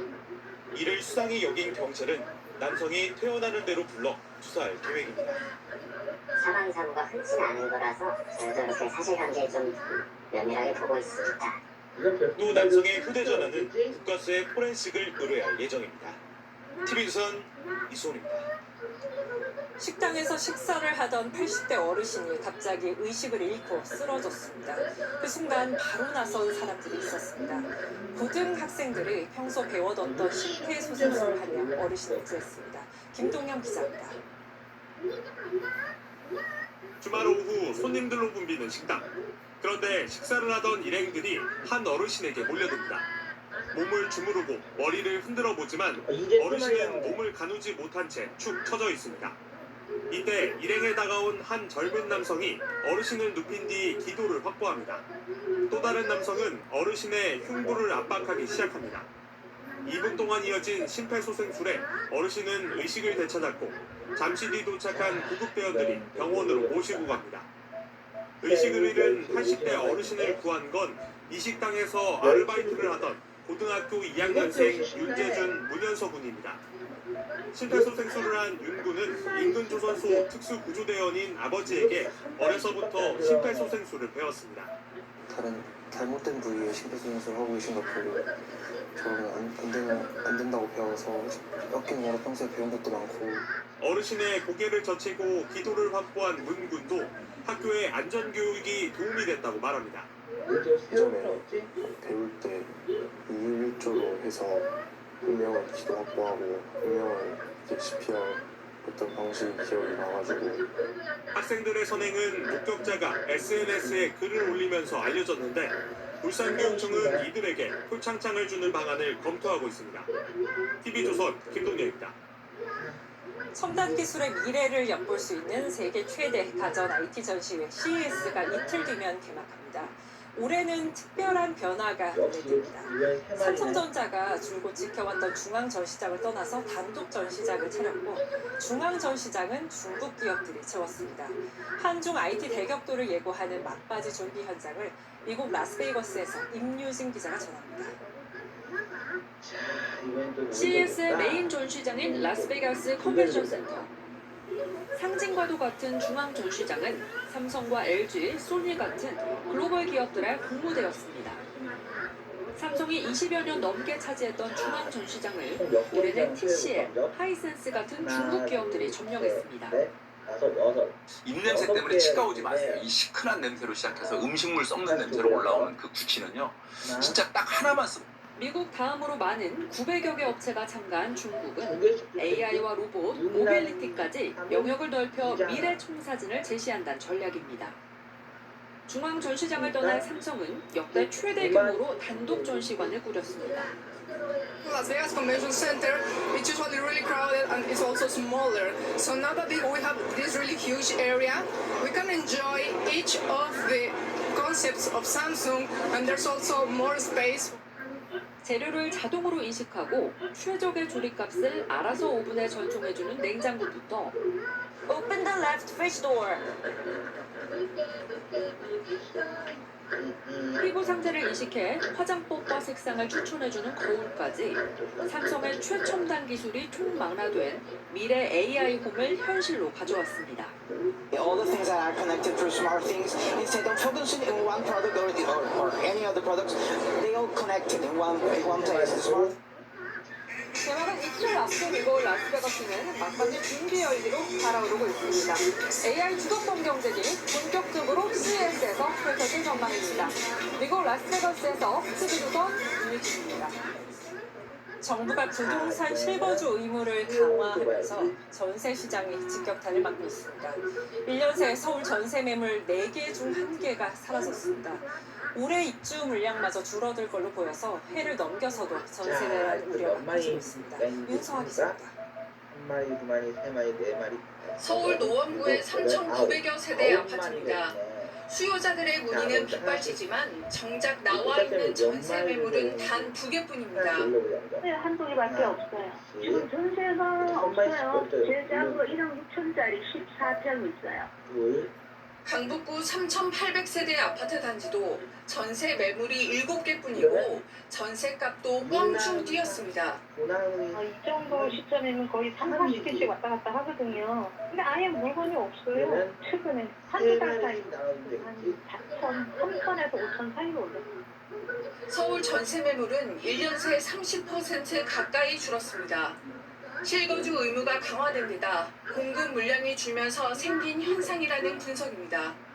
어쨌거나 한번 된 다음부터는 집을 사면 무조건 입주를 해야 되잖아요. 입주를 해야니까 전월세가 없는 거죠. 전세 대출 문턱까지 좁아지면서 서민들은 서울 외곽이나 경기도로 내몰리거나 월세로 바꾸고 있습니다. 매물이 보통 이제 매매 아니면 이제 월세로 100만 원 돈 되죠. 서울시니까 또 여기 7호선 라인이 조금 비싸가지고 전세의 월세화와 함께 주거비 부담도 커지고 있습니다. 지난해 서울 아파트 월세값 상승률은 역대 최고치를 기록했습니다. 정부는 뒤늦게 전세대출 규제 완화를 검토 중이지만 올해 입주 물량마저 30% 넘게 줄어들 것으로 예상돼 전세 소멸 현상은 가속화할 것으로 보입니다. TV조선 윤서입니다. 지난해 10월 경주 에이펙 기간에 글로벌 CEO들도 서밋 참석을 위해 총집결했는데요. 이 행사를 준비한 대한상공회의소가 정부 감사를 받게 됐습니다. 행사 추진 과정에서 돈을 방만하게 썼다는 의혹 때문입니다. 오현주 기자가 보도합니다. 경북 포항 영일 만에 들어오는 대형 크루즈. 지난해 10월 에이펙 CEO 서밋을 주관한 대한상공회의소가 숙소 부족을 우려해 바다 위 숙소로 띄운 겁니다. 해외 기업인 1000여 명이 활용할 것으로 예상했지만 실제로는 객실의 절반도 차지 않아 상위 직원들이 사용한 것으로 알려졌습니다. 이렇게 비용을 과도하게 지출한 의혹 등에 대해 산업부가 오는 8일부터 특별 감사에 들어갑니다. 발단이 된 건 에이펙 추진단 상위 직원의 횡령 시도였습니다. 실제 숙박비보다 350만 원을 더 청구한 다음 차액을 개인 계좌로 보내라고 호텔 측에 요구한 사실이 외부 제보로 드러난 겁니다. 업무에서 배제해놓은 상태로 있는 상황. 관리 발령에 문제 현재적으로 저희가 일단 감사할 때 필요하니까. 대한상의가 계약한 행사 대행업체도 논란입니다. 당초 28억 5천만 원에 입찰 계약한 대행업체는 행사가 끝난 뒤 추가 비용이 들었다며 128억 원을 요구했고 조율 끝에 106억 원을 받기로 합의했습니다. 저가 입찰 후 비용 부풀리기를 눈감아주고 리베이트를 받은 것 아니냐는 의혹이 나옵니다. 이번 사태는 상위 내부의 감사 통제 시스템 부실, 경영진의 책임 회피가 가져온 결과입니다. 철저한 감사, 엄정한 징계, 법적 책임을 묻는 것은 물론이고 대한상의는 국제 행사를 하다 보니 예상치 못한 여러 사업이 포함돼 벌어진 결과라며 감사에 성실하게 응하겠다고 했습니다. TV조선 오현주입니다. 국민 배우 안성기 씨가 오늘 오전 향년 74세로 별세했습니다. 혈액암으로 투병하다 심정지 상태로 응급실을 찾은 지 엿새 만입니다. 늘 온화하고 따뜻한 미소가 트레이드 마크였던 대배우의 빈소에는 동료들의 말길이 이어졌습니다. 유지영 기자가 보도합니다. 향년 74세 배우 안성기 씨의 별세 소식이 전해진 건 오늘 오전 9시쯤이었습니다. 지난달 30일 자택에서 음식을 먹다 쓰러진 뒤 중환자실에서 치료를 받아온 지 6일 만입니다. 가족들이 지켜보는 가운데 세상을 떠난 것으로 전해졌습니다. 안성기 배우님께서 영면에 드셨습니다.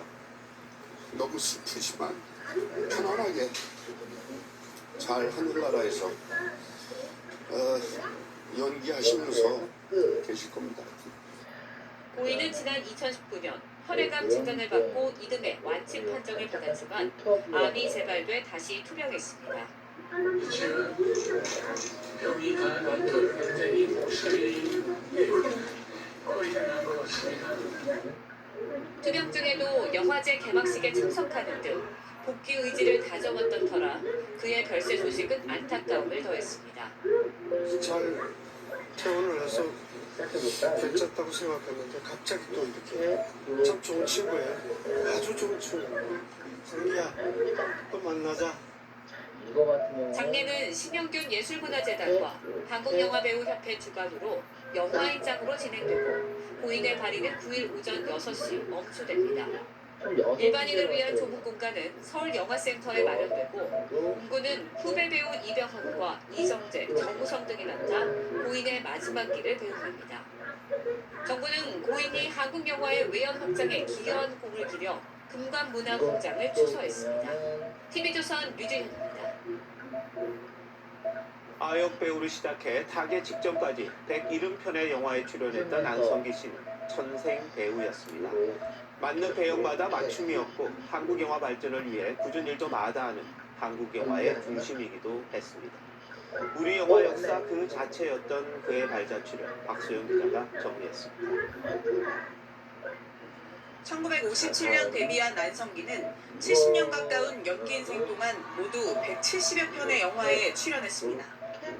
한국 영화가 산업적 르네상스를 맞은 1990년대, 고인은 투캅스와 인정사정 볼 것 없다 같은 작품에 출연하며 영화계 최전선을 지켰습니다. 2000년대에는 한국 최초의 천만 영화인 실미도와 라디오스타 등에서 주연을 맡아 국민적 사랑을 받았습니다. 청룡영화상과 대종상, 백상예술대상 등 3대 영화상에서 모두 수상했고 나무주연상과 연기상을 비롯해 40개의 트로피를 품에 안았습니다.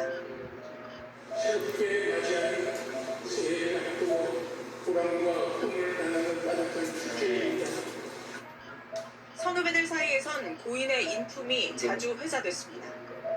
늘 동료들을 배려하는 언행으로 좋은 배우는 좋은 사람이라는 인식을 심었고 한국영화배우협회 이사장과 스크린쿼터 비대위원장 등을 지내며 영화계의 큰 일에도 앞장섰습니다.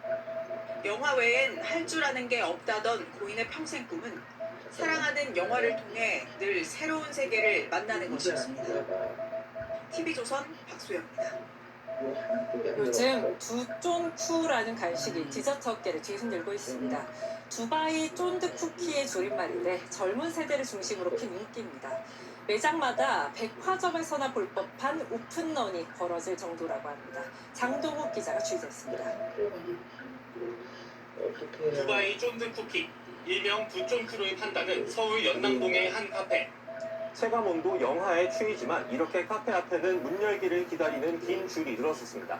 일렬옷을 사서 저 따라서 들어와 주시면 돼요. 영하의 칼바람에 30분을 기다렸지만 두쫀쿠 오픈런에 성공한 기쁨에 모든 것이 잊혀집니다. 요즘 엄청 구하기 힘든 게 제 손에 들어왔다는 것만으로. 15분도 안 돼 전격 완판. 두바이 쫀득쿠키를 추천해. 간단한 차로 허탈한 발길을 돌립니다. 그래서 살 수 있을 줄 알았는데 앞에서 풍자. 지난해 신드롬을 일으켰던 두바이 초콜릿이 쫀드 쿠키와 만나 디저트 시장을 평정했습니다. 배달 음식에 쿠키를 끼워 팔기도 하고 저렴한 편의점 제품은 들어오는 족족 매진입니다. 들어오자마자 뭐 2-3시간 내로 지금 전용 물량이 완판되고 있어서 정작 두바이에는 없는 순수 한국산 디저트지만 스타들의 해외 인플루언서들까지 합세하면서 세계적인 디저트로 변신했습니다. 소비자들이 반응을 굉장히 열정적으로 하잖아요. 하나의 콘텐츠로 충분히 작용할 수 있는 여러 가지 요소를 갖췄다. 두바이 초콜릿과 탕후루에 이어 두쫀쿠까지 희소성과 인증샷 그리고 경험을 중시하는 젊은 소비자들이 새로운 디저트 문화를 선도하고 있습니다. TV조선 장동입니다.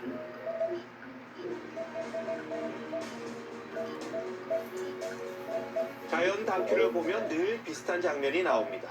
It's the final battle for control of the savage kingdom. 끊임없는 싸움의 연속, 약육 강식, 강자만의 세상입니다. 인간도 자연 상태가 되면 똑같을 겁니다. 구로사와 아키라 감독의 명작 7인의 사무라이. 전쟁으로 국가가 무너지자 산적들은 농민을 사람 취급하지 않습니다. 약탈하고 죽이고 묻습니다. 이런 야만을 막으려고 인간은 국가를 만들고 법을 만들었습니다. 2차 대전 이후 세계가 유엔을 만든 이유도 다르지 않습니다. 힘으로 국경을 넘지 말자, 침략하지 말자. 그 약속이 바로 유엔 헌장입니다. 그런데 어느 순간부터 21세기에도 정글 같은 장면이 다시 등장했습니다. 모든 남성이 반드시 소장해야 할 제품입니다. 남편이 이 속옷을 입은 이후로 Late last night, the United States Armed Forces conducted an extraordinary military operation in the capital of Venezuela, successfully captured Maduro in the dead of night. 미국은 거대한 마약 범죄 조직의 두목이라 체포했다고 합니다. 마두로가 독재자고 각종 범죄 의혹을 받고 있는 건 사실입니다. 하지만 문제는 인물이 아니라 방식입니다. 미국이 지난해 이란 핵시설을 폭격한 데 이어 국익을 위해서라면 타국에 대한 군사 개입도 불사하겠다는 메시지를 던진 겁니다. 2022년 시작된 러시아의 우크라이나 전쟁에 이어 미국의 이번 사태는 유엔 규범이 무너지는 대격변의 시작이 아닐 수 없습니다.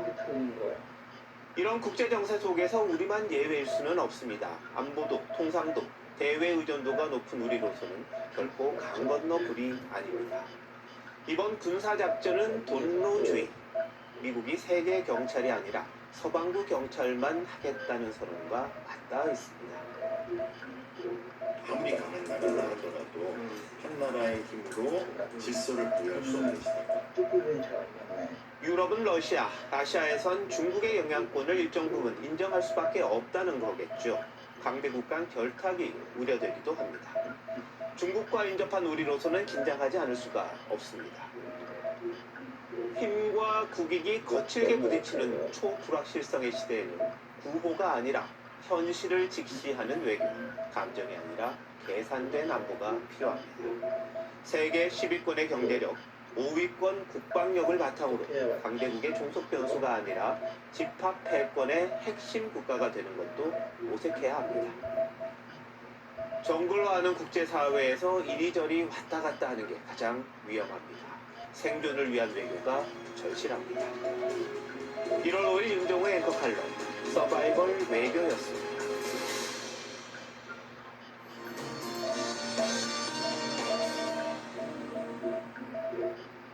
절기상 1년 중 가장 춥다는 소환인데요. 오늘은 크게 춥지 않았지만 내일 아침은 오늘보다 더 춥겠습니다. 내일 서울의 아침 기온이 영하 6도까지 떨어지겠고 이후 수요일에 다시 기온이 올랐다가 목요일 아침에는 영하 10도 안팎의 반짝 추위가 기승을 부리겠습니다. 서울을 포함해 동쪽 지역은 건조특보가 이어지고 있습니다. 산불과 화재 예방에 각별한 주의가 필요합니다. 내일은 전국이 대체로 맞다가 차차 흐려지겠고요. 내일 늦은 밤부터 모레 사이 제주 산지에 1에서 5cm, 경기 북동부와 강원 내륙 산지에 1cm의 비나 눈이 조금 내리겠습니다. 아침에는 전국이 영하권에 들겠습니다. 서울 영하 6도, 춘천 영하 10도까지 떨어지고요. 내일 한낮 기온 서울 4도, 광주와 대구 7도까지 오르겠습니다. 주 후반에는 전국 대부분 지역에 비나 눈이 내리겠습니다. 날씨였습니다. 1월 5일 월요일 뉴스9 마칩니다. 시청해주신 여러분 고맙습니다.